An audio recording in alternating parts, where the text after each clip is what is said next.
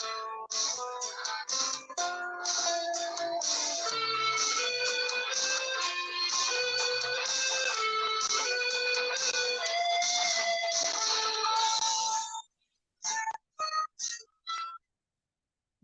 afternoon, ladies and gentlemen. Welcome back to the Shadow and Sun Show, and welcome back to another episode of Prepping for Gamers.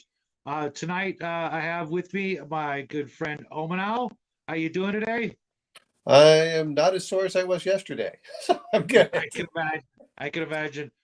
Poor Grim can't make it to be here today. You guys probably saw my video last night. He's not doing so well, so hopefully we can generate some positive vibes out there.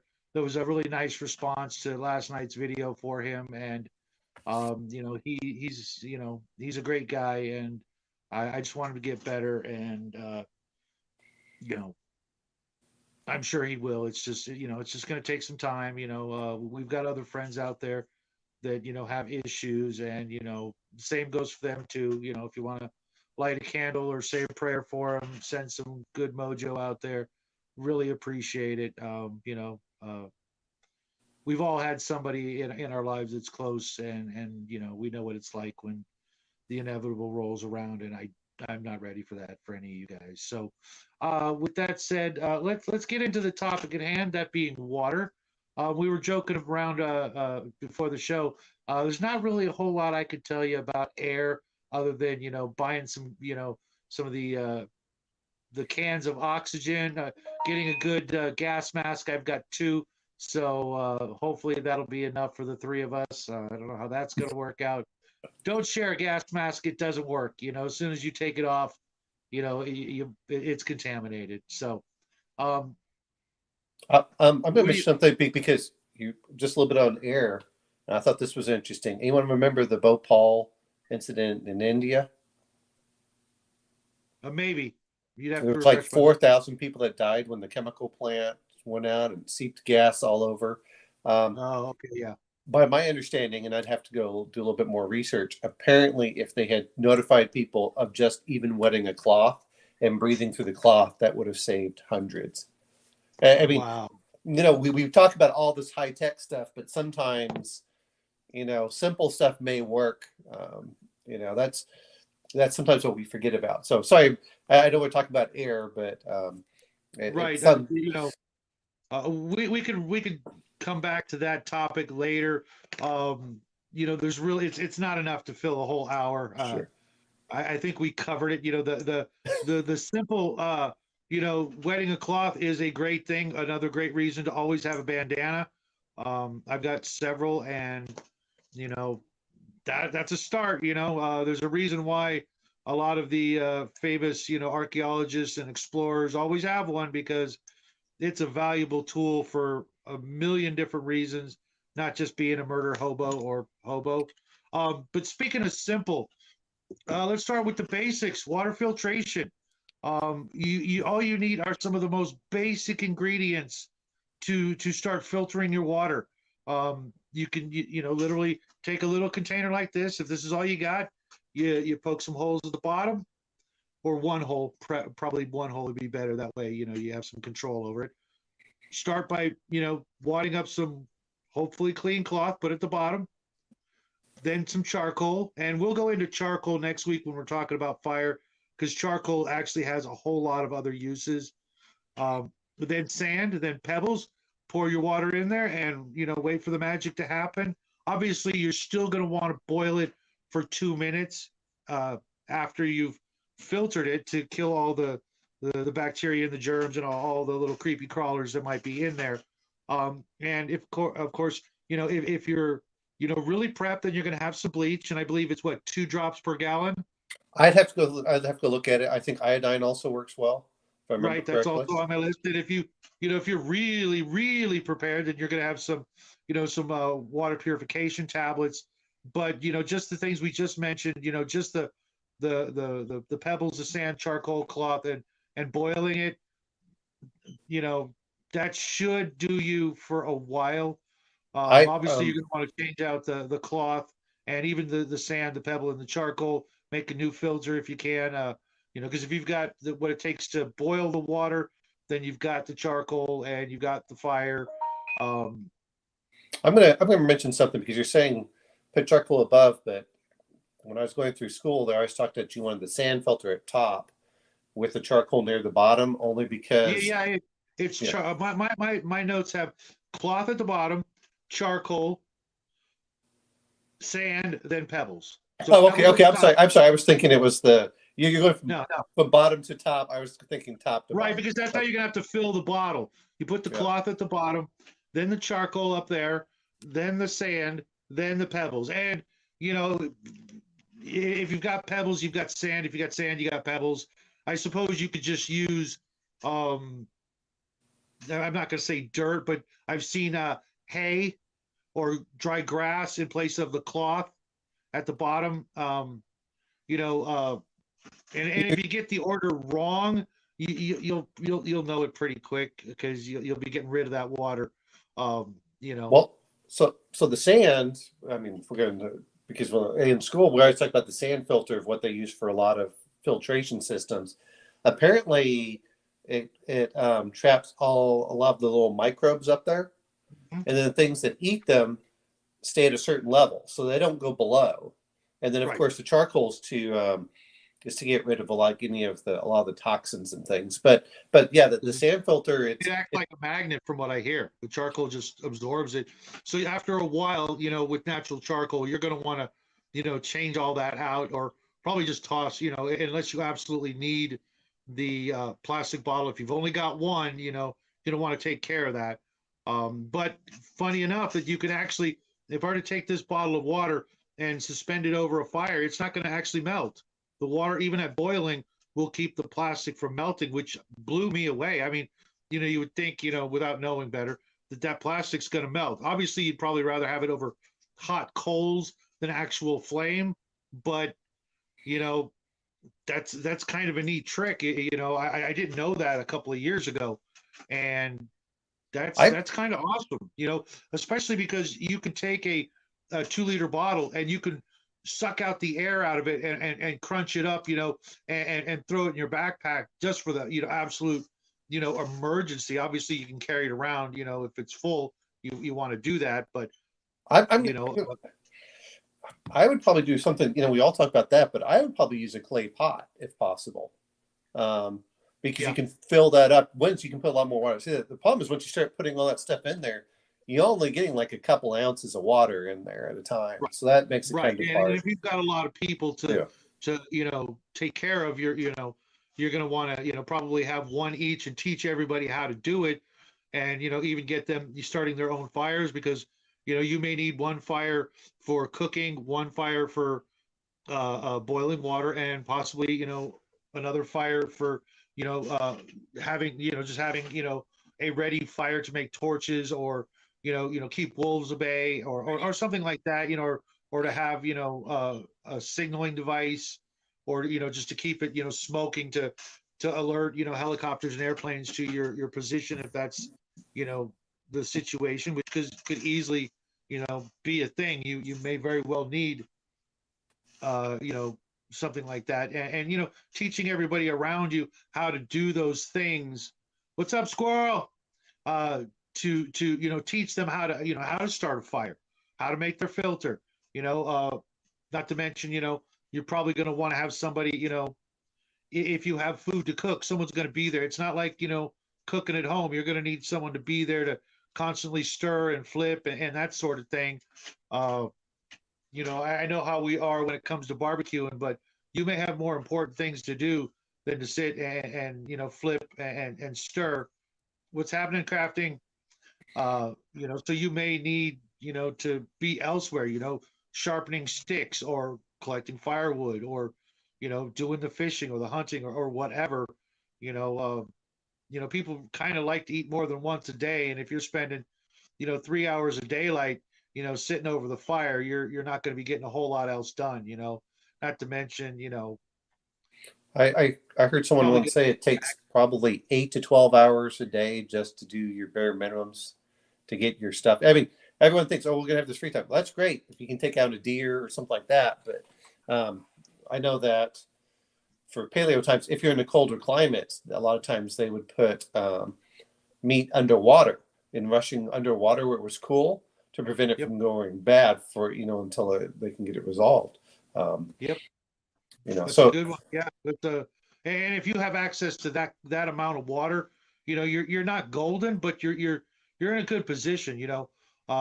It's funny whenever I'm playing like an RPG, role playing game, I always try to insist that the party, whether I'm a player or not, we're as close to water as possible, because otherwise, that one wineskin or two wineskins each character, usually buys for their equipment, that is not going to last you as long as you think. I, Once it's gone, you are 3 days away from, a TPK of the worst kind. Yeah, they find your bodies, your 7, 8 level characters all huddled around the last wineskin. They find your skeletons because you all just died of dehydration. Because well, that's Forbidden Lands. No, but I'm going to say this much is I or was Dark Sun. over the weekend, we're talking about this, but there are other things I also recommend that you add to it. But if you're doing heavy manual labor, it's not too hard to go through 2 or 3 gallons of water, because that's what my son and I did. Is we went through about 2.5 gallons of water, and that was over like 6 or 7 hours. The temperatures weren't that high; they got up into the low 80s, and they were mostly in the 60s. But we went through that in 2.5 hours. Well, I'm sorry, it was 6 hours outside digging holes, and heavy Okay. manual labor takes a lot of water from that. And then It absolutely does. And my son, he's got like some of the worst water drinking habits. Because he's kind of spoiled and doesn't realize it. I had to actually teach him the other day how to actually drink water. If you could imagine that. There is a wrong way to drink water. Straws, get rid of them. I mean, don't throw them away, because you can actually use them for other things. But if you drink through a straw, you will drink a lot more than you realize, a lot faster. That's why the straw was invented from the fast food companies, to get you to drink that soda down and then go, oh, I want another one because I'm still thirsty. Well, chew on the ice. Um, but didn't they also? I mean, looking at it is, and I'd have to double check the manuals. I think the military says no more than 1 liter of water an hour. Um, a lot of people drink really fast, and and that's do not when. realize that. Yeah, I've seen him go through 2 16 ounces, wondering why he's so thirsty. After like fast food or a salty meal. It's like, well, because you're actually not putting the water where the water needs to go to alleviate the thirst. And where's that? Anybody know? It's usually into your cells and your brain. I mean, that's yeah, Right off the bat, though, it's your mouth. Your yeah. mouth is what's drying up and telling you you're thirsty. Well, you take that water and you don't swallow it. You swish it around in your mouth until it starts getting like warm, and less, enjoyable, I guess, if you like cold water. Swish it around between the teeth and gums, that whole bit, because it will immediately alleviate the thirst faster than just sucking down 16 ounces. You can take just one mouthful of water and hang on to it in your mouth for, minutes if you have to, if it's really hot, because it will, get into the mucous membranes in your tongue and the back of your throat and all that before you swallow it. Because if you just guzzle it down, your mouth can still literally be dry. I've woken up in the middle of the night, you know, dry mouth, going, oh, I need a drink. That's the famous thing with kids, needing a glass of water by the bed because they get thirsty in the middle of the night, because that's what's happening. They're breathing through their mouth and their mouth is getting dry. So you take the drink and swish it around as much as you can, and then you go ahead and swallow Gotta it. take a call. I'll be right back. No problem. And that's something most people actually forget, um, that you want to alleviate that thirst, because that's what's making you thirsty. You may actually have plenty of water inside your body. If like we were talking about the other day, if before you go to do something you are completely well hydrated, you drink 16 ounces or whatever it is, amount of water you need to be fully hydrated, to the point that prior to congestive heart failure. Because if you drink too much water too quickly, you can actually screw yourself up really bad by drinking too much water too quickly, especially if it's not clean. It's spam calls. Very good crafting. Yeah. We'll do an episode on your cell phone and things like that, because when should the time arise and you need that phone, the last thing you want to see is anybody trying to text or play Candy Crush on a very valuable piece of equipment when you're trying to get rescued. So yeah, take the phones away and get your family used to not needing a video screen, in their hot little hands 24/7. Having something to suck on helps keep the saliva flowing, which can be useful. Yeah, I learned that trick a long, long time ago. Just taking a button and putting it in your mouth, because you might not have a lifesaver or something like that, and just sucking on it will absolutely will do that. You could just put it, somewhere in your mouth. Try not to swallow it, obviously, because getting rid of that is not going to be fun. But having something like that, a button or something like that that should you accidentally swallow it will be easier to pass. But and if you can and you do have lifesavers, that's actually something really really good idea, is to pack some hard candy in a very well sealed container so that you can actually do that. And when you don't have a toothbrush or something like that, it's better someone come at you with a candy breath than something else, but obviously you're going to want to have a toothbrush. And believe it or not, you can actually brush your teeth without water. It's not super pleasant, but you can figure it out, and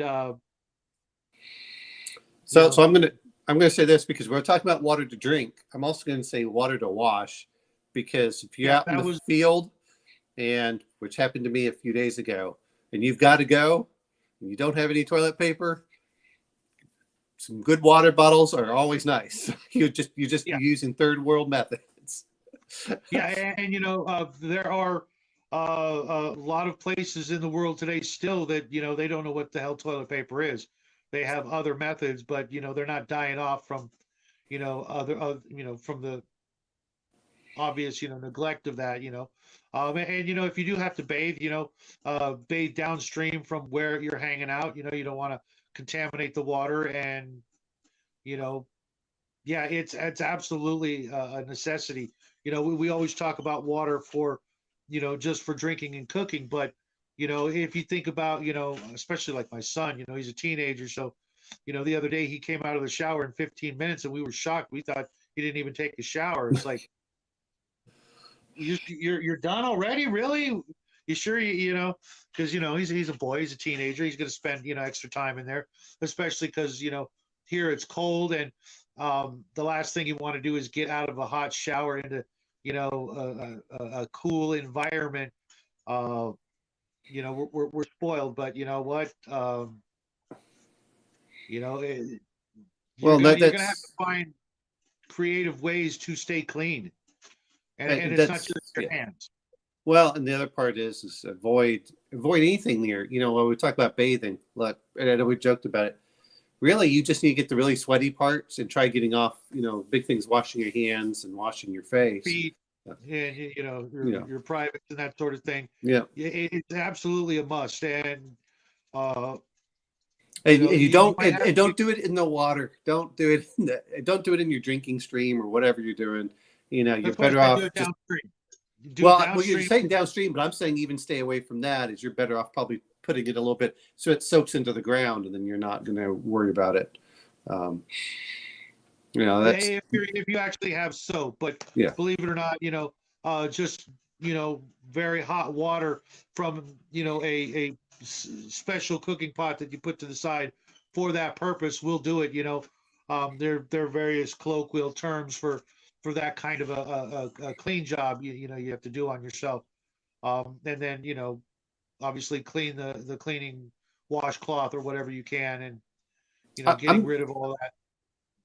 I know we've talked about this, but when we're talking about too much water, because this happened to me, before your show on Saturday, I drank enough water. You can lose lots of electrolytes, and all the stuff that you're generally finding for electrolytes usually misses potassium, and potassium is one of those that's what causes a lot of your cramps if you don't have potassium.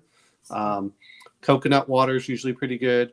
I've got some stuff called Cramp Aid, which it takes a while to do that, but you don't realize it until you're done, and every muscle suddenly starts contracting and cramping. And Yep. my feet were cramping. My hands were cramping. It's one of those that, and you really need to get into that aspect too, which is, if you can carry something that is water soluble for that, that's really good. Well, right off the bat, I would recommend, believe it or not, if you take a multivitamin, why is it in your backpack? A brand new bottle of 30, one a day or whatever it is you take should be in your camping supplies. You'd be amazed how many people I know who will go camping and then, get back and go, oh, I forgot to take my, my vitamins, my iron, my, apple cider vinegar or whatever it is you take, on a daily basis. And the whole time they forgot to do that one thing, which, it's kind of important. You're taking them on a regular basis. Why would you not take them camping? And, the only trick or tip I would give you on that is to probably take them out of the plastic bottle and put them in a Ziploc instead. If you're trying to be quiet or stealthy, a bottle of vitamins makes a lot of noise. I'm going to say this much is because you can always use, containers are always good. The other thing you can do is just put some cotton in there. Just grab enough cotton and stuff it in there. And so then it prevents it from jiggling. Yeah. And a lot of them come with it, but you'd be surprised how noisy they can be, even with the cotton, unless but that's not a bad idea because you can stuff extra cotton in there for, your first aid kit, and you can always use that vitamin bottle. If you're only getting a little bit of water and you need to make a filter, that'll still work. I don't know if that plastic is resilient to fire though, but you probably don't want to cook anything with plastic. I mean, even when you're talking about the bottle, you're right as far as the one part. As long as you allow the cap to remain open, if you keep it closed, then that water can get at a higher temperature.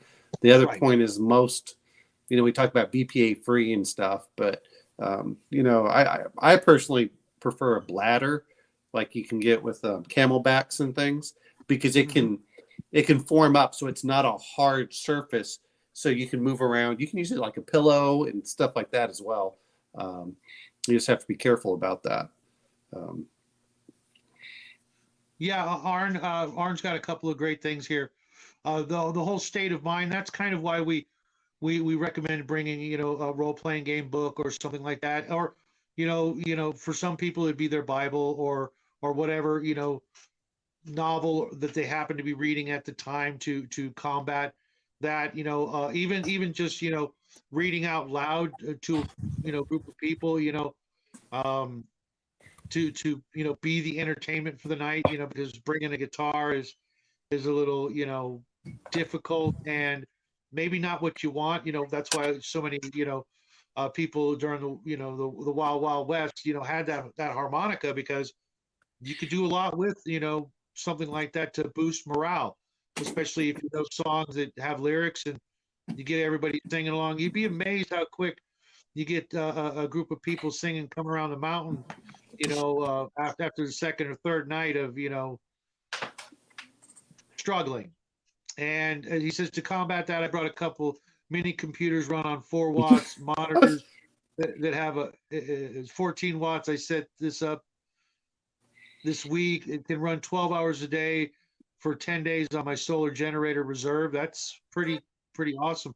I need to start working on that this summer. I've got to really do the solar thing, but I don't want to, skyrocket the value of my property and start paying taxes, which will completely offset the energy I save. So I'm looking at some Harbor Freight type solar generators. And so my father gave me a solar charger for my phone.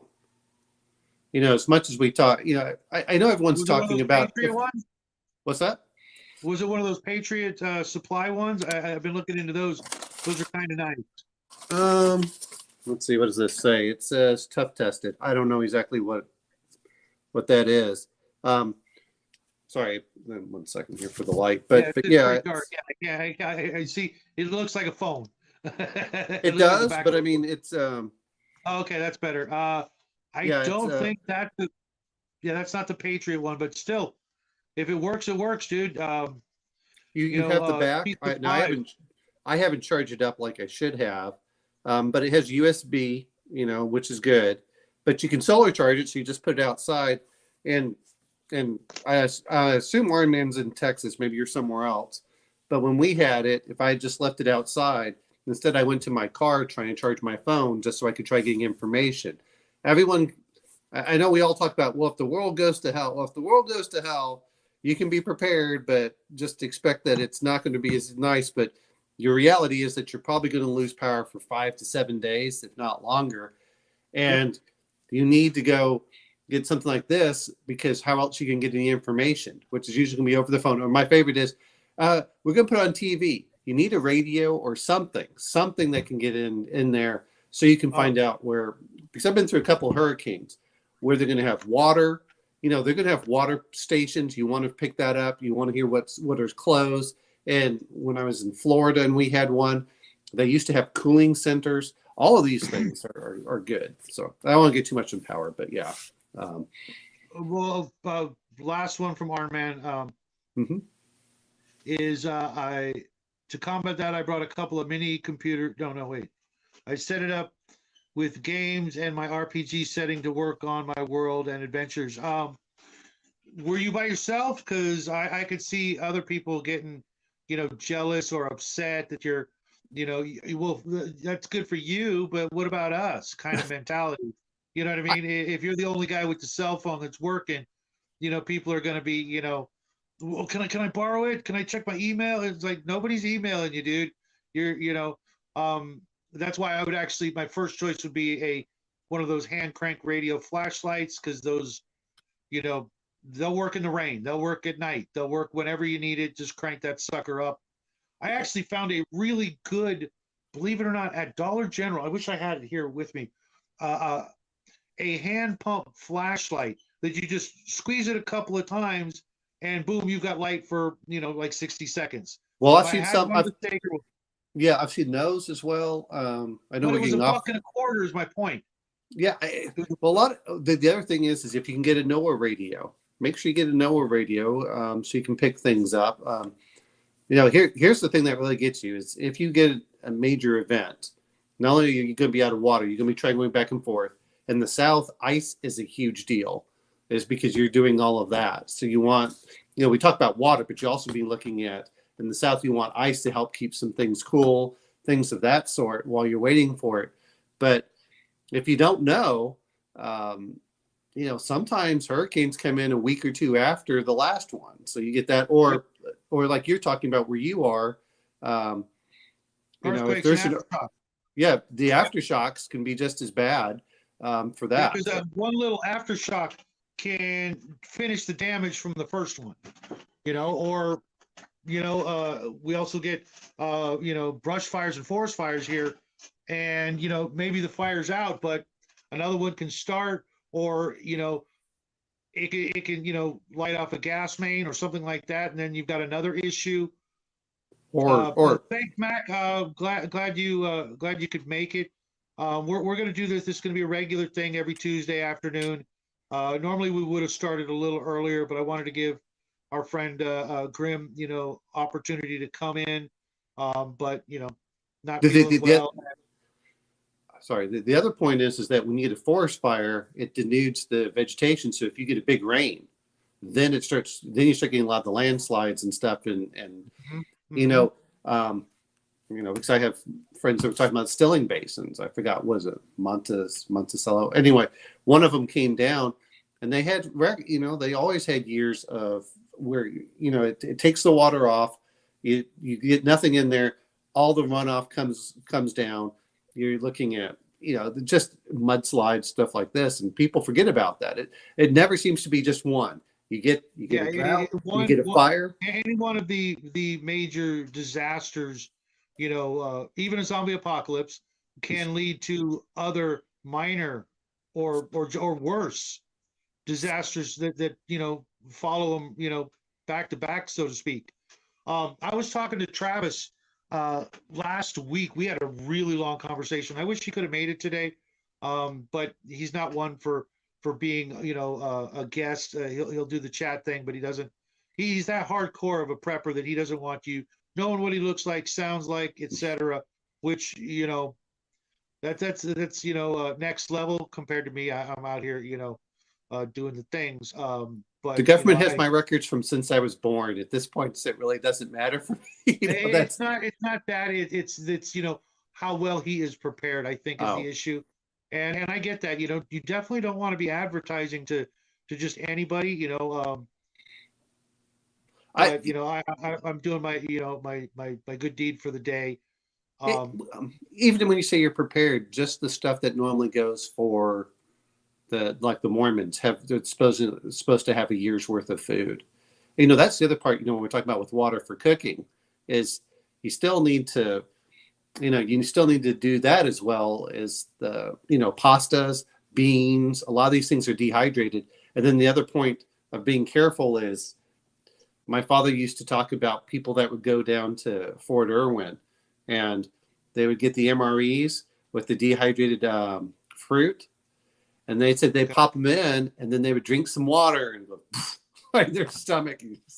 Yeah, be careful of that too. So that's actually a good thing, because you can get really messed up if it's in the wrong place when it does decide to go expansion. Our man says, because I want to ask him a question. Keep the wires unplugged from the mini PC. There's no power transformer on the wire. Keep the cords unplugged from the monitor. Both will survive an EMP just fine. How about a car? If you have a spare battery for your car, can you transfer the battery and then start your car after an EMP? Does anybody know about that? It depends. It depends. I was listening to, I like listening to Rex Tybor. If anyone's ever listened to him, and I've met him, he was talking about it, and the guy was talking about the EMP. If an EMP hit the United States, apparently 50% of all cars would be knocked out. It's not, and you can't even say, well, I have this one versus this one. It's one of these weird things that just depends on where your car is parked and how it gets hit. If it has a little bit of shielding versus if it doesn't have shielding, there's a lot of weird things about. But that's the other point is, no one really talks about the Carrington event, but man, you're looking at fires. If all of a sudden it gets on those power lines, they talked about that happening with the old telegraph lines. It caught some of the places on fire because of that. Squirrel, this is a phenomenal point, and we are going to actually do an issue on networking and who you can trust and who you can't trust, because trying to go the lone wolf, the edgelord, I know I'm the original edgelord, but even I learned that you can't do everything all by yourself, and if you do, what kind of survival is that? I mean, at some point, there's a reason why solitary confinement is a punishment. Being on your own after a while does things to you that you really would rather not have happen, and you're doing it to yourself. So we'll get back to this, this issue of having a good close knit group of people you can trust. I mean, as far back as the old Twilight Zone episode with the bomb shelter, your best friend neighbors and stuff, they find out you're the only one prepared, and you told them and they just said, nah, I'm not going to worry about it. And then when time comes and now they're worried about it, and their first thought is you, because they know you are prepped and ready to go. Says here, you never know who's going to try what and try and take your stuff. All they need to be is just of the right mindset. Just about everybody you live near probably has family and friends that they care about a lot more than they care about you. And if they have to make a choice, they're gonna probably make the wrong choice. When if everybody got together and worked together, you'd be amazed how much more you can get done with a whole neighborhood working together than a whole neighborhood trying to beat down the doors of the one prepper who knows what to do. Listen to that guy. Here's the other point. You know one? Psychopaths are about 1 or 2%. So everyone always wants to focus on the psychopaths. That's not really there's some of them, but there's a lot of stuff that's just the basic emergency, as we all saw during Katrina. But yeah, I was letting Mac. Yeah, Mac, if you get into it, basically not only will it blow out the transformers, but it can also cause those on fire. And I know where Shadow is. Was it PG&E? They caused a Yeah. bunch of fires out there. Yep. Just, and when we talk about these things, just depending on what it is, but probably the Carrington event, if anyone ever read the EMP report to Congress? It's publicly available. It says up to 90% of people would not survive the first year. Mhm. And a lot of that is the just in time. Um, yeah, I don't know where you are, Shadow, but my local library, I found out this weekend when I was talking to Brian, we were talking to the librarian. She's like, oh, yeah, we've got a seed bank and you can check out seeds to grow. Holy smokes, that's incredible. So see if your library has that, because there's all sorts of little things in my library. It's not the I need to get back to my library anyways, because I picked up like 5 or 6 of the Dragon Riders of Pern paperbacks for 50 cents each, and a couple other westerns and stuff like that.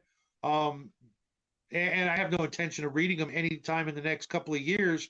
I never even made it through the White Dragon or whatever it was back in the day. But you know what? There might be someone else in the neighborhood who would love to read that when the electricity's out.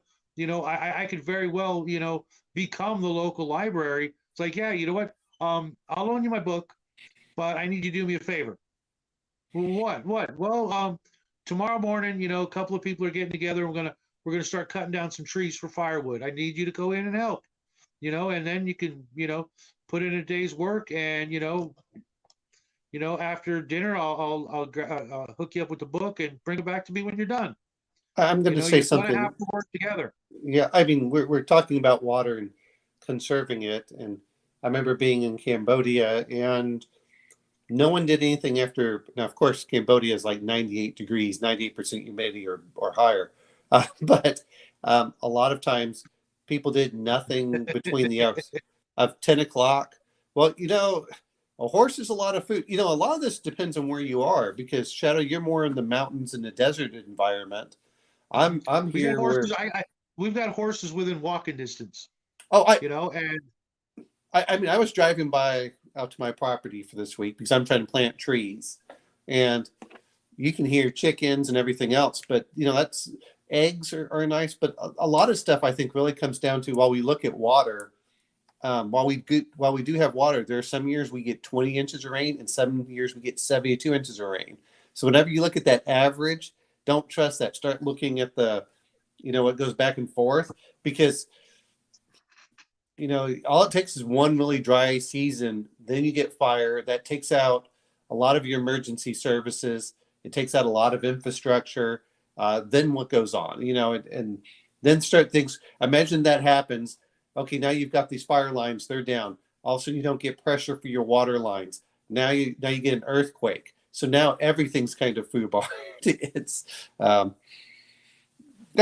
Squirrel Harmony, you're in an emergency situation. I think that you can right. probably attest to this, is that your neighbors are probably they're not your enemies. They're actually trying to probably help each other and support each other. And that's one of the nice things about being in that kind of environment. It's usually whenever you start getting high crime areas where people don't know each other, or they don't care, that fosters that other mentality that Yeah, everyone gets the into. folks in your area, Squirrel, probably walking around on eggshells and stuff. You might, if you got the spare time, um, get to know them and try and cheer them up. Because I know every time I hear you, man, you cheer my day, for a good amount of time. I won't lie. I actually missed you when you were gone, buddy. Now, as when it comes to the barter market, we are going to do an episode on it, but just real quick, because you and Bishop we're talking about it. A couple of rules: never trade your bullets, no matter what. Period. Absolutely, there's nothing that's more. I mean, unless it's to get your kids back or something like that. You know what I mean? You just don't do it. There's just nothing that will come in handy, or you know that's more important than your bullets. Okay. Other than that, though, you'd be amazed at what you can trade, what people will need. Um, not just I'm not even the going to say bare that you don't minimum. have to trade your bullets. There's times things work and sometimes things don't, and okay, fine.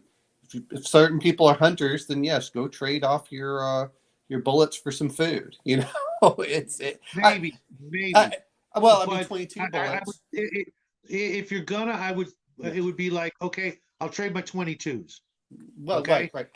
And But 22s are your really, handgun ammo, never.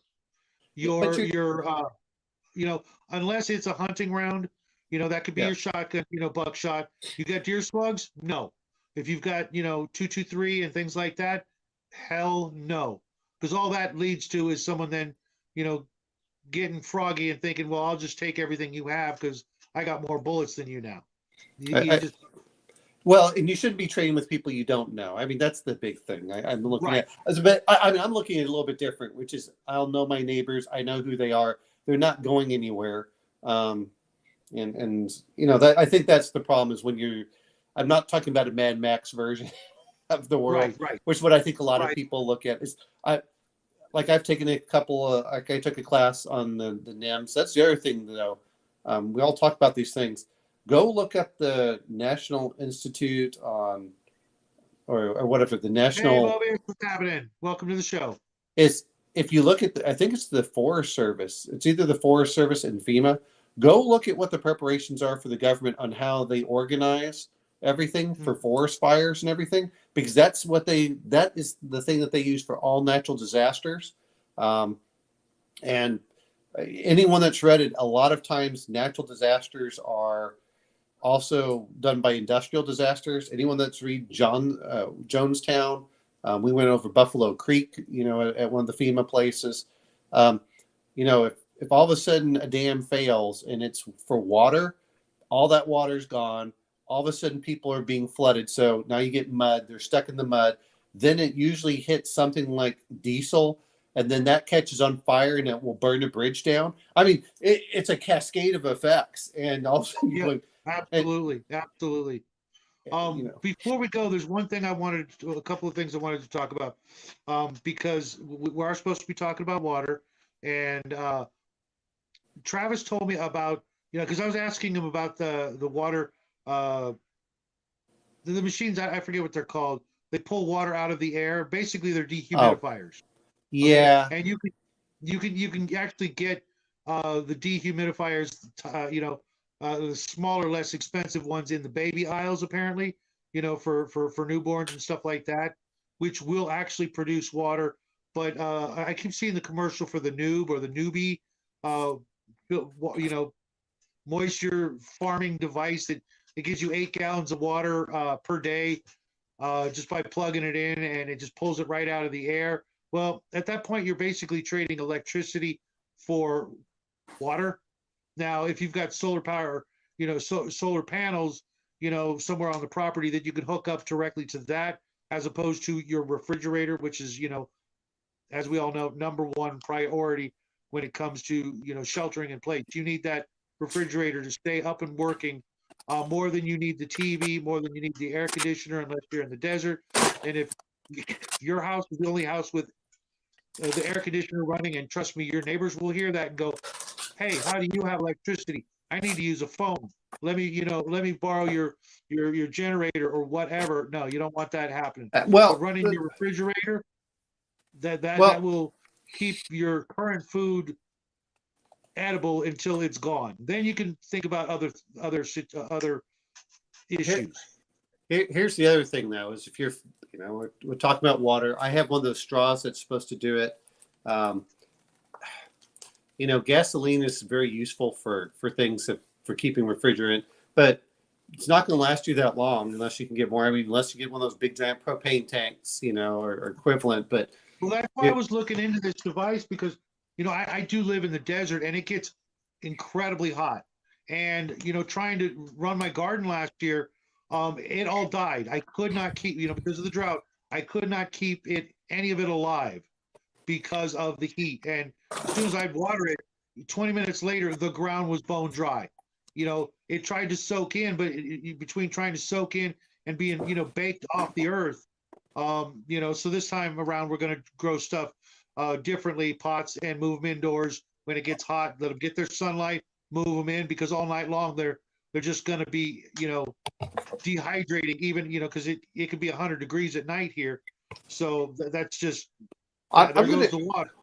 I'm gonna say this much. If you're talking about trees and things, I've seen pomegranates grow in 120-degree heat when I was in Afghanistan. So Right. Our pomegranates. pomegranate did fine, but I was talking about tomatoes, lettuce, onions, Oh, carrots. That stuff is not going to make it. It's seasonal.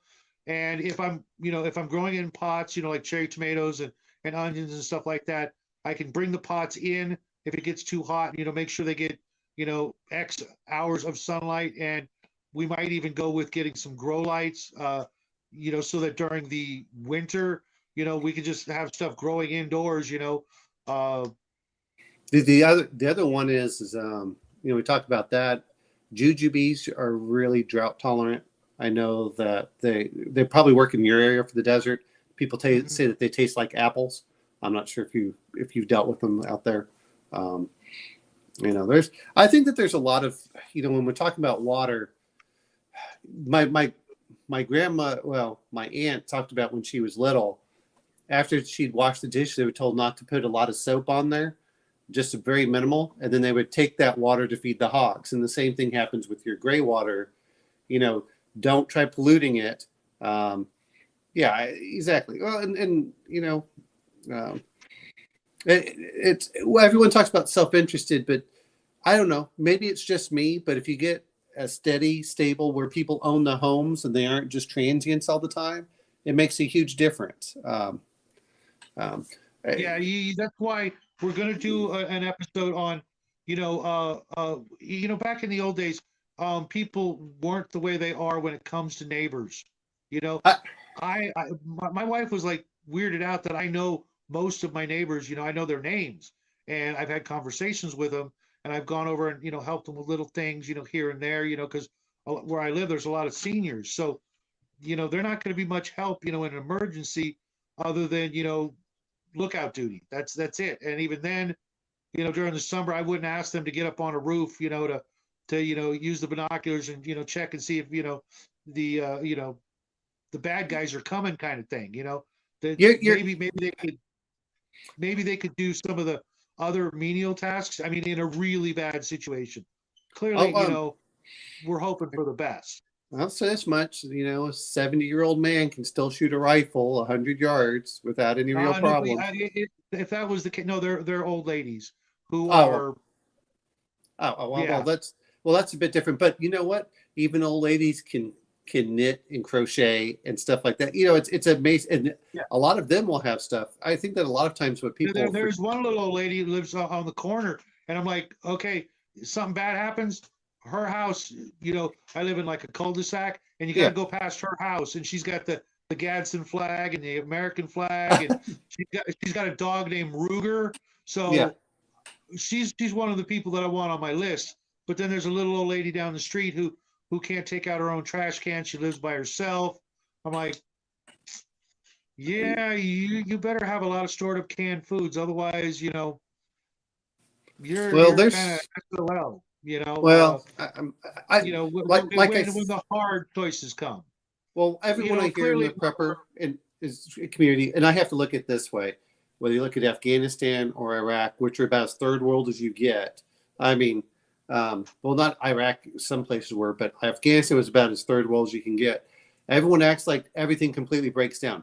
No, it doesn't. All of a sudden, people form their little cliques and they suddenly start walling stuff off, and then you just are afraid to go from district to district. It's not, but the countryside is usually what I look at. But even here, when we had the ice storms, I had neighbors I had never met who just saw me go to my car. They're like, "Hey, man, do you need?" Because I was hobbling around. I had tendonitis flaring up, so I could barely walk. They're like, "Hey, I'll help you out. Hey, do you need a hot meal? Hey, do you need this?" And people forget about. And I've noticed that every natural emergency I've ever been in, your neighbors are far more likely to help you than screw you over. I just well, it's the that's why 2%. It's that 2% of psychopaths that you have to worry about. It's not the other 98%, but the same thing when they put during hurricanes when they come in. There is no organization for 5 to 7 days or in a few weeks, and all of a sudden people get on top of the roof, and they have their rifles and say looters will be shot.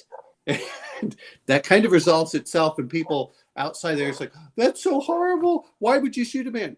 Hey, you're because you're a thief. It's one thing if you come over asking for help. It's another if you're trying to steal from someone. Because people don't understand the process. If you're a looter, you grab something. What are you willing to do to make sure you get home with that something, whatever it might be? You're probably willing to beat the crap out of them with that thing, which, as we've seen, it doesn't take much to off a person with, without a tool. Okay, we've been doing it since the beginning. Not much has changed, but doing what you can to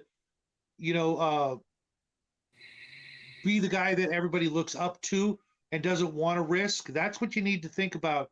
Is if you need to go door to door, or better yet, summer's coming, springtime even, invite everybody over to a barbecue and size up your neighbors. Get to know them, invite them over. 4th of July would be a great, opportunity to get everybody in the neighborhood together and, just do what people used to do, get to know one another, and, take the time to get everybody, to ask that one question. You okay if if anything bad happens? If do you have an earthquake plan? And that'll get a conversation started, and you can check people off on the ready list and the not ready list. And then with the ready list, you talk to them. It's like, well, how ready are you? Okay, well, so and so down the street isn't ready. Maybe we can talk to them and get them ready. Because like I said last week, all you need to do is put $10 a week away to get ready. Even if you just you start and the very next week bad stuff happens, well, you're $10 ahead of the game. And as soon as you willingly go and put that $10 toward being prepared, you start looking at everything you have, and you can go, okay, well, I can take this from here and I can take that from there. I got an extra bottle of shampoo, or I got an extra bottle of aspirin upstairs. I don't need aspirin in every bathroom. Okay, I'll put some in the emergency kit, or I'll take a couple extra rolls of toilet paper and start stocking them up, or whatever you got to do. That's one of the key things that we're going to have to really go into. Not next week, because next week's fire. After fire, we'll ask you guys in the chat what you think is the big one you'd like to spend the afternoon chatting about with people. The other part, I know you're talking about this because I'm going to have to go in like 2 minutes anyway. Okay. But for water anyway, whatever you cook with, reuse that water for something else, whether it's for drinking, because in most cases you can drink the water for that. There's a reason they used to have soups and everything else. Don't let that water go to waste. Is what it really comes down to. We are very water wasteful. You need about, 2 to 5 gallons of water a day. That's what you need. And then the other part is don't overexert yourself. Pick out times to rest a bit so you don't use as much water. Like you were talking about, don't drink as much water. Learning how to. The other one, this is the important part for dehydration.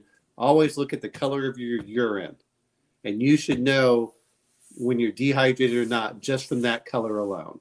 And that's your best guide. I mean, when I was around the military, whenever we would go pee, they would have a little chart there that shows you like different colors, and it would tell you you're dehydrated, you need this. And then if it showed red, it says you need to go to the hospital because something else is wrong. But the other part, the other part is also understand that food will change the color of your urine. So understand that aspect of, like, not that I've ever done, but for example, if you're drinking beet juice or something and it turns red from that, don't freak out if you had a bunch of beets. Understand what food does to you as well. Right. Real quick before we go, Squirrel, this comment here: if human beings are as horrible as we prep for against, humanity would have cannibalized itself into extinction. Probably, but for me personally, I've got a son who cannot fend for himself, and that's part of my job. Okay, helping other people out. I've taken it upon myself to educate people. hopefully it won't ever get that bad. I mean, I really, really pray that it doesn't. But we're living in a time with the highest crime rate, in American history, and some of the other horrible things that are going on. So motivations and laziness and morals and ethics and values have kind of gone to the wayside for a good number of folks. So I'd rather be prepared and and not need the preparation skills than to need the preparation skills and not have them. Just like a fire extinguisher, every day I I, hope to God I don't have a fire, but if I do, I've got a fire extinguisher. I'm The going to say same as thing with much other tools. But is I well. mean, I totally get it, Squirrel, that you I'm got a going to big bring up a heart. little bit different for squirrel is if there is a major incident, expect 4 to 6. The FEMA says 120 days, 120 hours. That's 5 days. If there's a really major incident, probably expect 4 to 6 weeks of that. And after that, then you're going to be in a whole different mindset. But those are things that are likely to happen to you. 5 days. Just assume that you have to be ready for at least 5 days. And then once you get past 5 days, what is it, Montreal, where they had the snowstorm? I forgot when it was, within the last 30 years. Or 1930s Ukraine, apparently. No, I mean, it was, well, that's a different thing. If the state comes after you, no amount of prepping is really going to help you. I hate saying that. Right. That's Right. it. But I'm not talking about that. But if you're out there, if it's truly a massive disaster, 4 to 6 weeks is what you're probably looking at, and assume 120 days if you're 120 hours to get evacuated, and then assume 4 to 6 weeks if you're going to stay. And that's what you should probably looking at for prepping. And it never hurts to be more prepared. It's just once you start getting that, it's worth it. It's really easy to talk about bullets and everything, but man, mindset, water's easy. Water you can get a lot. It's available. Go grab 4 or 5 packs of water. Not when the emergency happens, but beforehand, and just rotate it through. Learning how to cook. One little side benefit I noticed from prepping is if you've got a situation where money's an issue, because I didn't buy a bunch of stuff recently from the grocery store because I knew we had it, you know what I mean? And we'd kind of been doing a little bit of too much fast food, so I'm like, you know what? Let me try to offset that by making the grocery bill a little lighter. I won't buy ketchup because I got like 8 bottles, stuff like that, and I knocked my grocery bill down like $50 last week basically. Well, And even that's because I had the stuff and I knew I didn't need to get it. And so, it wasn't even an emergency or anything. It was just, offsetting a little bit of, foolish spending. And once you get to a certain point, what if, you lose your job or something? It's nothing, it's not that kind of an emergency. It's you lost your job or your wife lost your job or your hours get cut back. Well, you can make up the difference, at least on the short term from having prepped. You can go into the canned foods and go, okay, well, this week we're eating ramen, until, daddy gets a new job, or something like that. Well, I mean, you've got other things too. Like, we talk about water, but just, little things you do for water. I'm trying to grow fruit trees here. I think during the summers, just fresh herbs, parsley, parsley, mint. Man, it's so much easier than having to drive to the store because I have something that says I want parsley or thyme or chives or garlic or shallots or something like that. And those are all we got in the backyard. My family's constantly, picking that stuff. I used to use it all the time in cooking, and I haven't used it in years. And I just it occurred to me, hey, we got freaking rosemary. Why am I not making, such and such recipe? Yeah. Hell, why are we saving that and drying it? Instead of just something we're gonna have to start doing. Well, rosemary treats are so easy. I mean, it's just. I mean, I thought, yeah. I accidentally cut some of it when I do the mowing the lawn, and I'm like, I smell rosemary. Oh, that's right, we got rosemary. I must have just hit one of the bushes. All right, well, Shadow, So, I gotta go. I'm running late, and I gotta pick up my boy from his. No worries. I gotta hit the road too. I actually gotta pick up my boy too. So we'll just do the outro music in just a moment and say good night, good afternoon, good morning, everybody. out there. Thanks for showing up. Remember, next week we'll vote on what the next episode is, but next week we're going to talk about fire and all the wonderful things we use it and need it for in, an emergency. How to, different ways to make sure you can start a fire, different things you can do with the fire, and we'll take it from there. But until then, everybody, have a great week. Let's, if you can spare a prayer, some, positive thoughts for our sick friends out there. You guys know who they are. And until then, I hope you guys have a great evening. My son and I should be back later tonight to do a little video together, do some actual gaming stuff. I hope you can, pop in. And again, thank you everybody who showed up.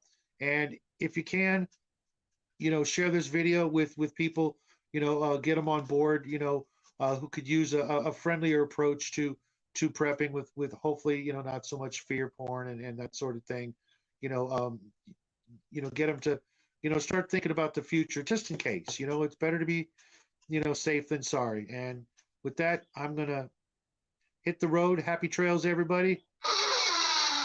Love you guys. Talk to you real soon.